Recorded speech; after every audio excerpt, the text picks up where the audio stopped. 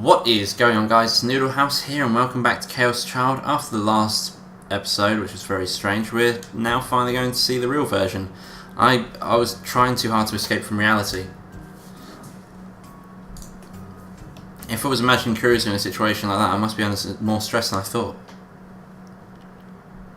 When I went inside, she was sitting on the bed waiting for me. You need to lie down or it'll open up your wound again, right?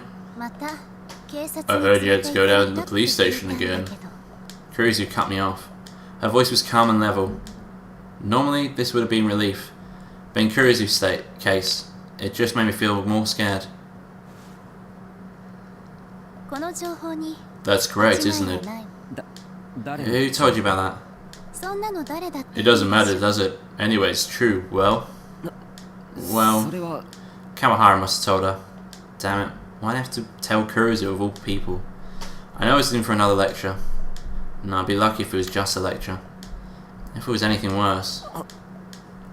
I didn't want to think about it. If her voice was this calm, it was a warning sign. I need to proceed cautiously. Why are you being so quiet? Could you not hear me? She suddenly changed. You're kidding me. Normally, I at least get a little more time. Should I ask again? Is that what I just said? I can hear you, it's fine.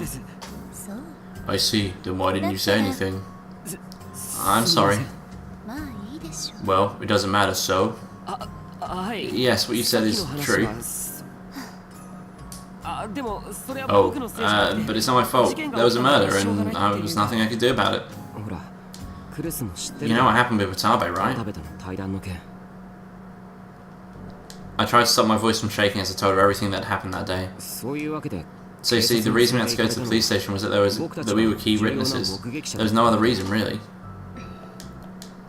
Kurusu was watching me with extreme cold eyes and the entire time we talked. I somehow managed to look back at her as I shared something that wasn't an excuse that I'd been feeling lately. You know, things do seem a little strange lately. Strange? What does? At first we were following the case because we were interested in it. But now, lately, it feels like the case is coming after us. The case is coming after us when I said that I realised how right I felt. That was the only way I could think of to describe what was happened today. It was Watabe who had asked for an interview with us, and Watabe had died in front of us before we'd even talked to him. We hadn't had a choice in any of it. Yesterday. Kurusu opened her mouth quietly. You told me yesterday, didn't you? Huh? Though you think about it, right? I had said that, yes. I meant it, but a lot have happened today, and there's something new that I learned. Something new? That's right, I realised when I was talking to everyone in the club room that all the victims had something in common. You see, they all... And then I stopped. I wasn't sure if Kurusu would understand what I was trying to say, but I couldn't think of anything else to do, so I just told her exactly what happened. All of the victims had something special happen to them. They could see the future or read minds or use psychic photography. I guess you could call them psychic powers. Psychic powers? Kurusu froze. She probably hadn't been expecting that. That's right. There's a chance they all had some kind of power. If I'm right, this is about more than the case. It may change everything we thought we knew about the world. Isn't that amazing? And I realised that she was acting strange. Her gentle smile had vanished and she was sitting there expressionless. I realised that I'd made a mistake, but it was too late. She was just about to blow. When she got like that, it meant she was building up her anger for an explosion. The only thing I could do now was wait for the thunder to come crashing down on me. Here it comes. I closed my eyes. But I waited and waited and nothing happened. I opened my eyes and saw. Please. Kurusu looked weaker than I'd ever seen her before. Takuru, please stop this. Don't do anything else. She reached out with a shaking hand to grab my arms. Kurusu?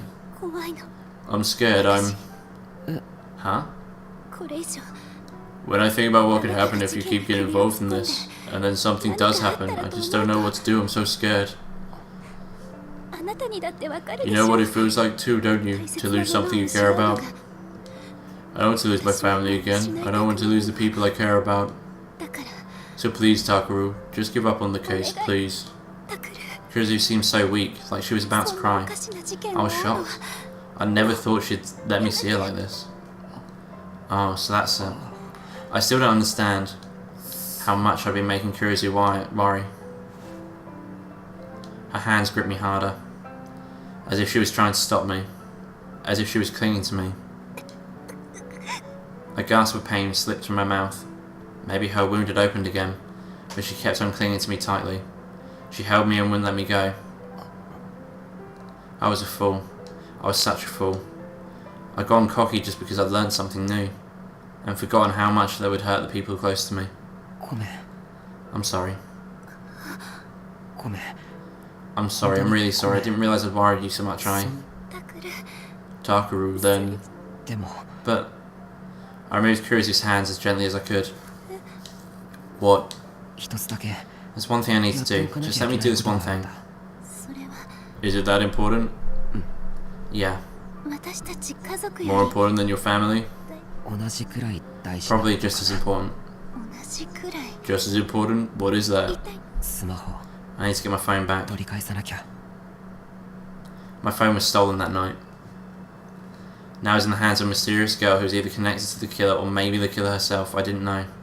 But given what I'd seen so far, there was no way she wasn't connected somehow. So I had to get it back no matter what. That's not... I have to. It's got the newspaper club's data on it and the information about this place too, if someone sees it. Data? You mean our contact info and results of our research and nothing else, right? And you said it was logged. Yeah, but it's still possible that something could happen. If there really were psychic powers, someone might have a way to get the data off of it. And then something terrible might happen.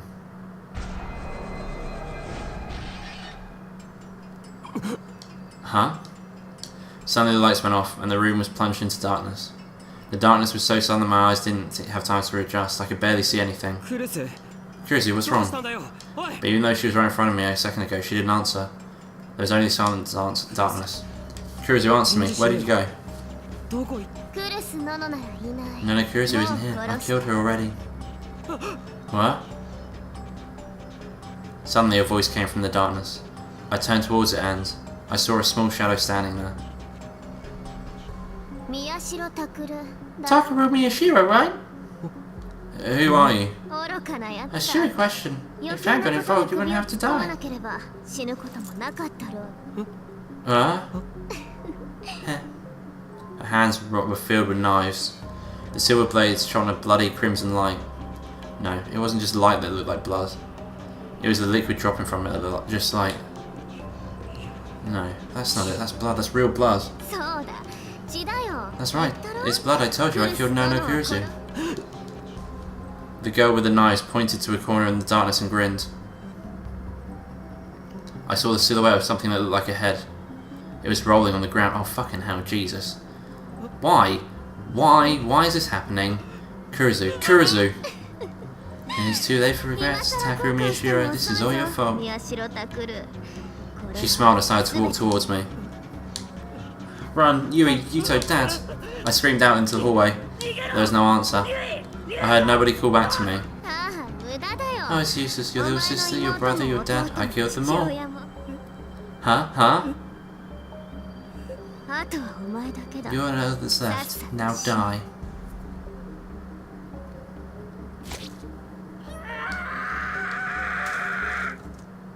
Oh, okay.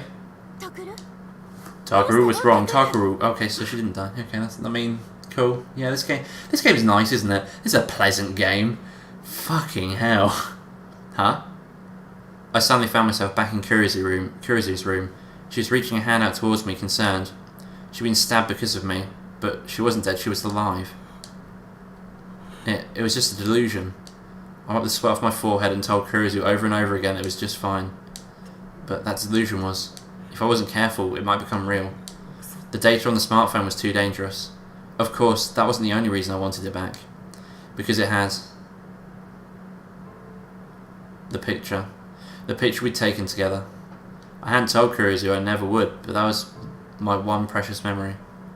The one thing I had. That's why I hadn't even made a backup. If I did, it'd feel like it wouldn't be special anymore. It was a picture of my family, back when I still considered them my family. Back when things were fun. It was the one thing that I owned that I really cared about. Anyway, I need to get it back no matter what.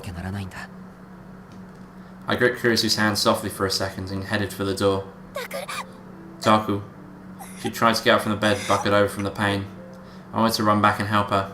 I wanted to run over, get her back in bed, call Dad. That's what I wanted to do. But if I went back now, she probably wouldn't let me go. So I left. As I left the room and closed the door behind me without looking back. Takuru. I could hear a voice on the other side of the door, but it stung a little. Brother Takuru, I just heard Big Sis Nono's voice. Her wound may have opened again. Call Dad right away. Oh, okay, Brother Takuru, where are you going? I have something to do. What, you can't sleep? Stay with Big Sis Nono. Hey, wait, Brother Takuru! I ignored Yui's angry yells and ran out the door to get back to what was important to me.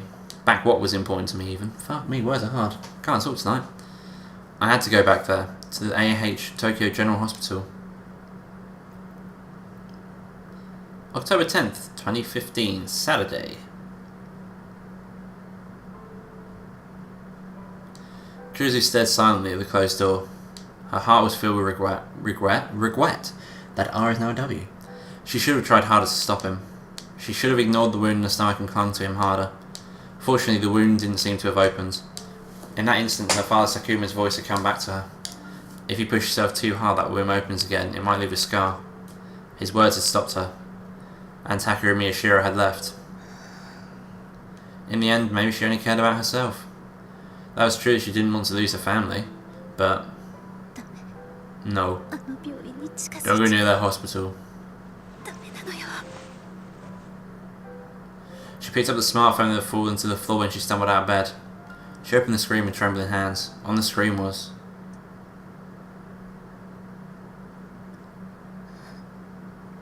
who the fuck's that? I don't know who that is. Who's Senri?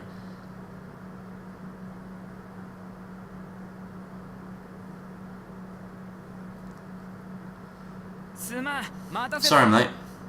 Ito saw us from across the street and ran over. Sorry. No, just your voice. Oh, sorry. Iko quickly lowered his voice. I'm sorry for dragging you out here at this hour. No, we're friends, right? And if I let you go and something happened, the Empress would kill me. When I heard the word Empress, I remembered how desperately Kurisu had tried to stop me. I shook my head a little to drive the image out of my mind. After I'd left yesterday, I'd gone straight to AH General Hospital. This time I wouldn't be able to just blunder in like I had when I snuck in with the psych ward. I'd spent the whole night looking at the locations of the ER entrance and emergency exits as well as the security system. And then I'd spent today pretending to be visiting a patient while I scouted the inside, and in the evening headed to Serika's house. I wanted to do it alone, but I'd realised that it would be too dangerous. I needed a partner who could contact Shinjo immediately if something happened, and the only two people I could ask were Serika and Ito. I hope we can get it back. I don't know if they've got anything to do with the killer. We can't let them keep it.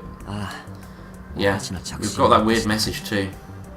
Don't even remember, it still scares me. I cancelled my phone contract immediately, but somehow it called Ito. That scared the hell out of me. And unlike older cell phones, a smartphone was filled with personal information. There was no way I could let them keep it. It's got something important on it too. Well, what does? It's not good to lie, I think, and you should try and make Non happy since she's hurt. Well, it's just like you though. Sorry. Okay, let's go. According to the data you gathered, it's about time the guards change shifts. Yeah. We nodded to each other and jogged along the walls around the AH General Hospital. So far so good. Actually, this is better than I expected. Ito was right. Getting into the hospital had proven easier than planned. A big part of it is I memorised the way in, but the biggest advantage we had was near the rear entrance was unlocked for some reason. If it had been locked, we would have had to go through the ER entrance. That would mean we'd probably be caught by the staff, but just as I was starting to worry, Sarah could turn the doorknob and told me that it was unlocked. The door was unlocked again, just like before, huh? I suddenly remembered what had happened when I was first acted into the psych ward, and almost stopped for a second to think. Then I drove the idea from my mind. I need to focus on getting the phone right now. It was night time in the hospital, and this wasn't a ward where patients were kept. The lobby was pitch dark. Sometimes I could hear a strange unpleasant sound like two pieces of metal touching. We dropped down low to try and move quietly. Someone could spot us at any moment. It was the middle of autumn, and I could still feel cold sweat running down my back. The question is where the phone actually is, right? Yeah. And I'm going to end the episode here. If you liked this video, don't forget to leave a like in the section below. And if you want to see more of this, and do subscribe to the channel as I upload every day. Thank you all for watching, and I'll see you next time. Bye bye.